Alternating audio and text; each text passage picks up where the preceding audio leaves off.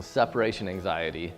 This is a common, I think one of the most common behavioral problems that we see when it comes to rescue dogs is, we've followed the dog's journeys a bit in this course, and we can see where the dog's been moved around here and there, and they come into this new environment, and a lot of times they're the only thing that's kind of normal to them for a little while is you, right? So we bring our dog home, we put our dog in the living room, and we go into the bathroom. Now the dog's scratching at the door, trying to come in because he doesn't want to be away from us because, he's brand new to this house, and you're the only thing he knows at this point what this is.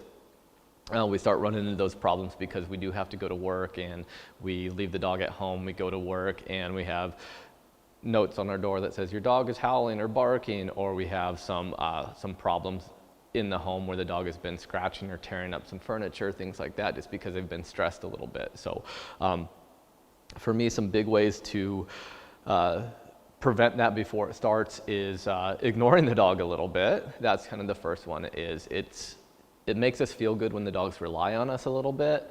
We come in and the dog loves us, and we love the dog, and we feel needed. But that just kind of puts fuel on the fire to that separation. What we want to do is give the dog some opportunities to be strong on his own. And this is where it comes from, like little dogs. A lot of times we take the little dog out to a park, and the dog sees a baby stroller or something coming by, and it gets nervous and tries to get up in our lap, and we pick the dog up and make the dog feel comfortable. This can create a lot of problems. So what we want to do is, in these cases, is just kind of ignore that. Allow the dog, if the situation is safe, allow the dog to deal with it. So we bring the dog, we're hanging out at the park or whatever, the baby stroller comes by, as long as everything's safe. Dog might stress a little bit, but I just allow the dog to deal with its stress. As long as it's not hurting itself or it's not going to be dangerous for anybody else, I allow the dog to just kind of deal with it. Baby stroller goes by, everything goes back to normal. And eventually, if we can allow the dog to kind of deal with a few of those situations, the dog can become a little stronger and a little less needy on us. At home, it's kind of the same thing. Is I want to start showing the dogs some pieces that I'm not always going to be there to give him emotional support. I want the dog to learn how to deal with that stuff on his own some.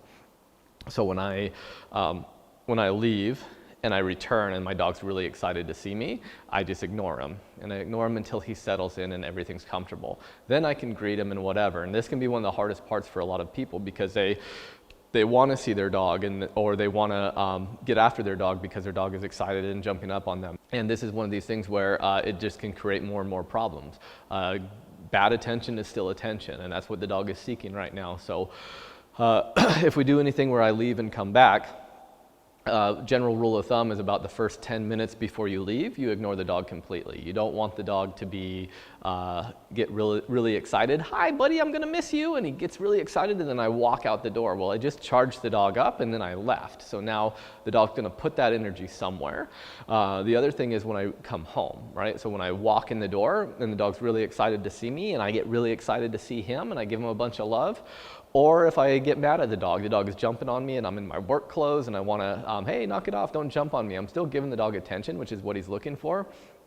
And basically I'm rewarding the dog for this behavior. So I'm showing the dog, hey, when I walk in the door, there's going to be some kind of activity. We're going to get excited. There's going to be something going on. I'm going to give you attention. So what we want to do is make sure that we ignore the dog in those cases. And a lot of times if we can start that from the beginning, whether the dog is loose in the house or in a crate or whatever, and I practice this stuff those first couple of days when I get my dog in. So the first time I put my dog in his crate and I go take a shower or I go do something and I come back and I let the dog out, I don't praise the dog, I don't pay attention to the dog, I just let him out. And he might be excited to see me, he jumps around, he's jumping on me, whatever.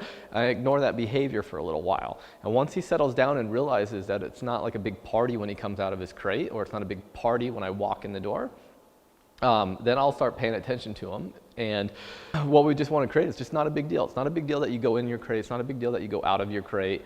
We keep everything really neutral and really comfortable. It does help. It can help to give the dog something to do while you're gone. Oftentimes, especially with a new dog, I try to do this from the very beginning, where an ideal situation is I adopted a dog on Friday, and I'm gonna spend the rest of the weekend with my dog at home so that my dog can get comfortable with me. My dog I can train, I can address certain issues that the dog is gonna have before I have to go back to work on Monday or whatever. So I get the dog on Friday, I allow the dog to kind of check out the house a little bit. Friday evening rolls around, I put him in his crate, I go to bed, I wake up in the morning, I open the crate and I ignore him. Take the dog outside, he goes potty, we come back in, I give him some attention, we hang out a little bit. I put the dog back in his crate, I go get ready, I come back out, I let the dog out of his crate, I take him back outside to go potty.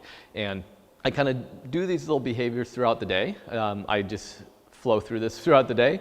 And at some point, the dog starts kind of realizing, like, hey, coming out of the crate's not a big deal. When JJ walks into the room, it's not a huge deal, and we can kind of get rid of some of that separation anxiety from the beginning. Separation anxiety can turn into some really bad behaviors where the dogs stress. The dogs can start being really destructive.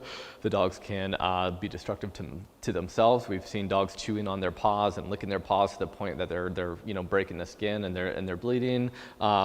So we want to make sure that this is one of these behaviors that from the beginning we can address here. If you have a dog with severe separation anxiety, that is destroying things in your home or hurting itself, you definitely want to seek the advice of a professional trainer.